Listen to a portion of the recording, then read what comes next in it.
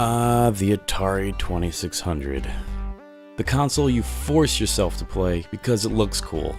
When I was a kid, the Atari 2600 was this mystical thing that I caught glimpses of in other people's homes. You see, I was raised in a television home, so I didn't know how good I had it. I eventually got a Nintendo, and that changed my whole understanding of video games, but the Atari was still in the back of my mind. I never got to play one.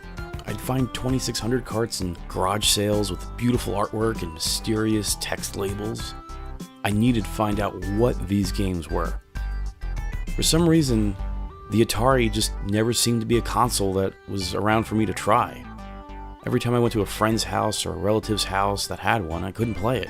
It was always in a box, it was stuffed in an attic or a basement, and when you found it, it didn't have the wires or the cartridges, or something was missing and you couldn't hook it up. Even when the Atari 2600 was accessible, nobody wanted to hook it up. It was like the damn thing was going to burn down the house or something. I mean, it does spark when you plug it in, so yeah, I can see that. It totally has that like old electronic dangerous vibe to it. Not to mention, usually when an old Atari is found, it's covered in an inch of dust and mouse shit. Well, eventually I found an Atari 2600 at the flea market. In the early 90s, I picked it up for like nothing. From there, I was finally able to start collecting Atari 2600 games and find out exactly what these stylish mystery carts are all about. I was still a young kid, and this was before the internet and everything, so I had no idea what to expect when I first played the Atari 2600. I had nothing to go on. I had no idea what the graphics were going to look like, or any of the games, if there was any really interesting hot games out there. I didn't know. I didn't know if the Atari 2600 or the Intellivision was better, but for some reason, I assumed the Atari 2600 was better because it looked cooler. Therefore, the graphics have to be better. I was thinking the Atari 2600 was somewhere in between the Intellivision and Nintendo, but man, I set myself up for a huge disappointment.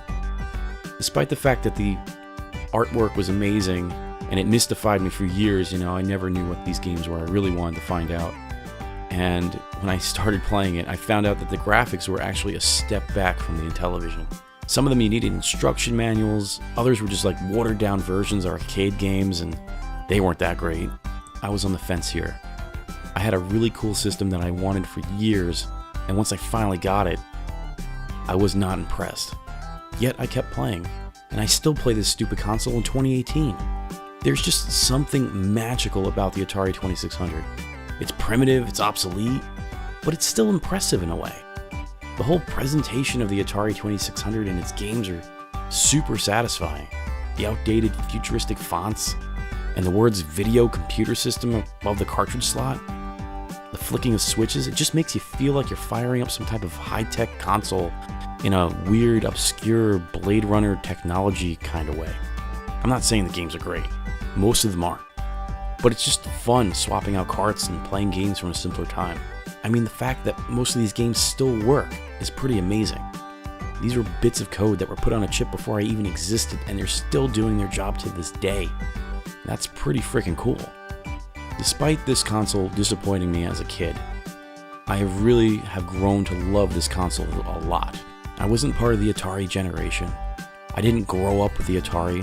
I don't have any old school favorites of mine that I reminisce about, because I never played them. But the fact that the Atari is still around, and it's just very satisfying and pleasing to play, I really highly recommend picking one up. There's still tons and tons of these things around,